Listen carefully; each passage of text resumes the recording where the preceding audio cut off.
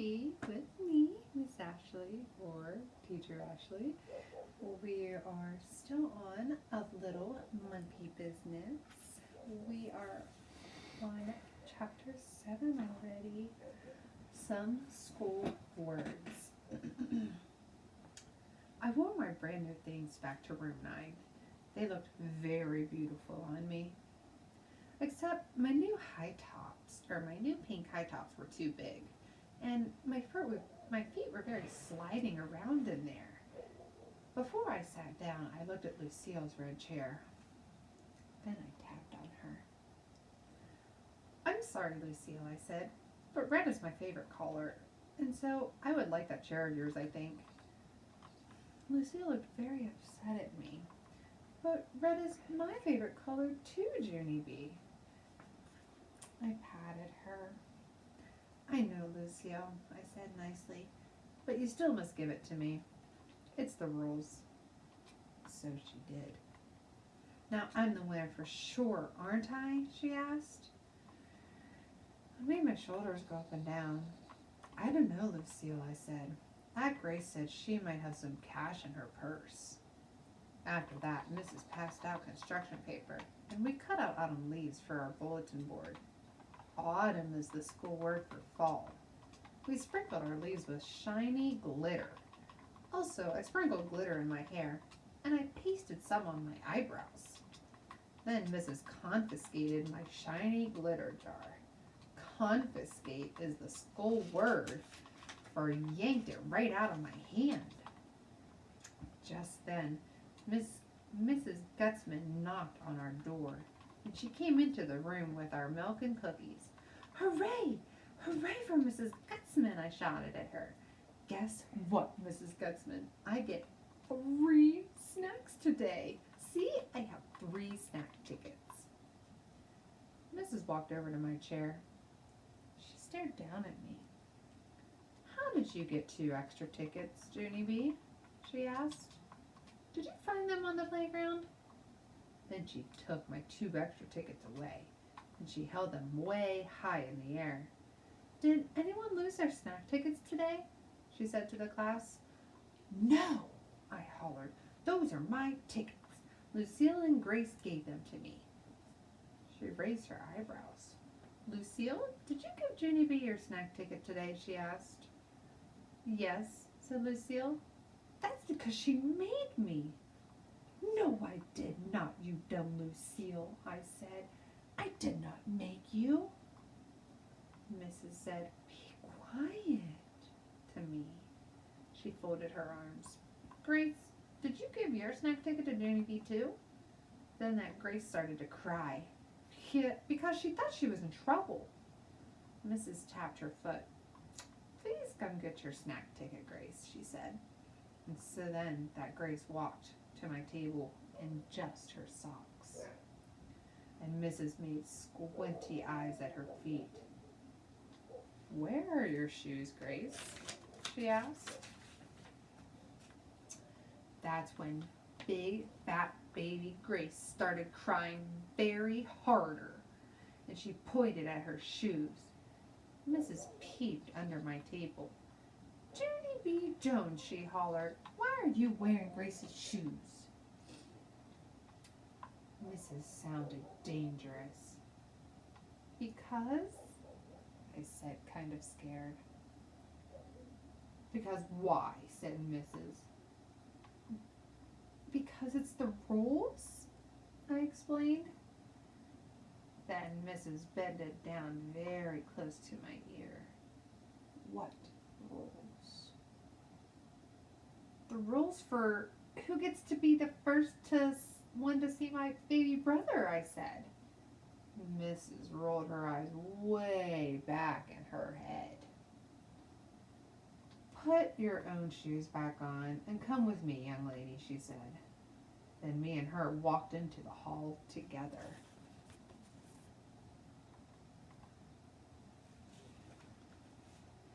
And she made me tell her what happened on the playground. After that, I had to give Lucille back the locket and the sweater with the Scotty dog on it, and I had to give Grace back the real genuine fake ring from cereal. Then Mrs. wrote a note, and she said for me to take it to the office. The office is where the boss of the school lives. His name is Principal. Yes, but I don't think I would like to go down there today, I said, or else my mother might get mad at me. Mrs. tapped her foot. Then she took hold of my hand. Let's go, young lady. March, she said. And so then me and her marched to the office. March is the school word for pulled me way too fast. Chapter 8 is called Me and Principal. The school office is a scary place. It has loud ringing phones and a typing lady who is a stranger and a row of chairs where bad kids sit. Mrs. plopped me in a blue one. Wait here, she said. Yeah, only I'm not bad, I whispered just to myself. Then I put my sweater on my head so no one would see me in the bad kid's chair. After that, I peeked down my long sweater sleeve, and I saw Mrs. out of my handhold.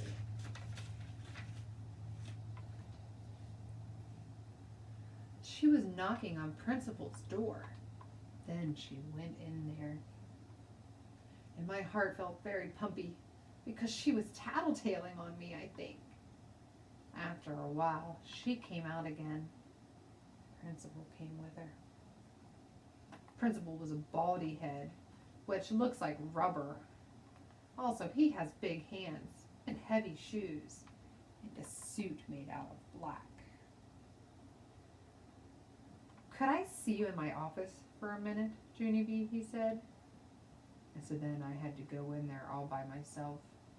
And I sat in a big wood chair, and Principal made me take the sweater off of my head. So what's this all about? He said. Why do you think your teacher brought you down here today? Because, I said very quiet.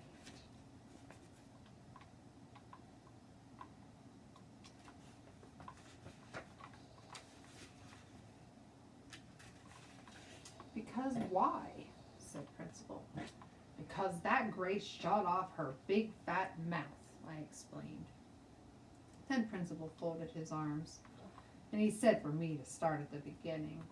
And so I did. First, I told him about how I spent the night at my grandpa's house. We had delicious waffles for breakfast, I said, and I had 5 of them. Only my grandpa didn't know where I put them all, except I put them way in here. Then I opened my mouth and showed Principal where my waffles went. After that, I told him how my Grandma Miller came home from the hospital. And she told me I had a monkey brother, for really and honest and truly. And so then I told my children at show and tell. I said, and at recess, Lucille and that Grace started giving me lots of pretty stuff because they wanted to be first to see him. Except too bad for me, I said, because when we came inside, Mrs. found out about the snack tickets. And then that dumb Grace shut off her big fat mouth about her shoes. And so I got marched down here, and I had to sit in the bad kid's chair. Then I smoothed my skirt. The end, I said nicely. Principal rubbed his head that looks like rubber. Junie B, maybe we should go back to when your grandmother came home from the hospital, he said. Can you remember exactly what she said about your brother being a monkey?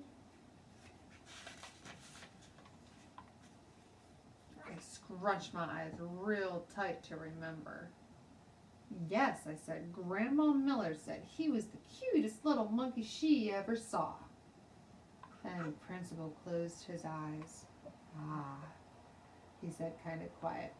Now I get it. After that, he smiled a little bit. You see, Junie B, when your grandmother called your brother a little monkey, she didn't mean he was a real little monkey. She just meant he was, well, cute. I know he's cute, I said. That's because all monkeys are cute. Except for, I don't like the big kind that can kill you. Principal shook his head. No, Junie B, that's not what I mean. I mean your brother isn't really a monkey at all. He's just a little baby boy. I made a frowny face. No, he is not a little baby boy, I told him. He's a real, alive baby monkey with black hairy fur and long fingers and toes. You can ask my Grandma Miller if you don't believe me. And so guess what Principal did then? He called her, that's what. He called Grandma Miller right up on the phone. And then he talked to her. And then I talked to her too. Hey, Grandma, I said very shouty. Guess what just happened down here? Principal said that my baby brother isn't a real alive monkey. Only he is. 'Cause you told me that, remember? You see, you said he was a monkey, for really and honest and truly. Then Grandma Miller said she was very sorry. But she didn't mean he was a real monkey. She just meant he was cute. Just like Principal explained to me. And so then I felt very droopy inside. Yeah, only what about all of his black hair and his long fingers and toes, I said. And what about his bed that looks like a cage and the wallpaper with his jungle friends on it? But Grandma Miller kept on saying that my new brother was just a regular cute baby. And so finally I didn't want to talk to her anymore, and I hanged up the phone. Then I bended my head way down, and my eyes got a little bit of wet in them. Darn it, I said very quiet. After that, Principal gave me a tissue, and he said, I'm sorry to me. Then he held my hand, and me and him walked back to room 9. And that's it. Next time we will finish up our story with chapter 9 called Pigs and Ducks and Stuff. So be sure to give the video a thumbs up. Leave me any comments or requests of stories that you would like to hear. Be sure to share and subscribe for me. And thank you for watching. Bye.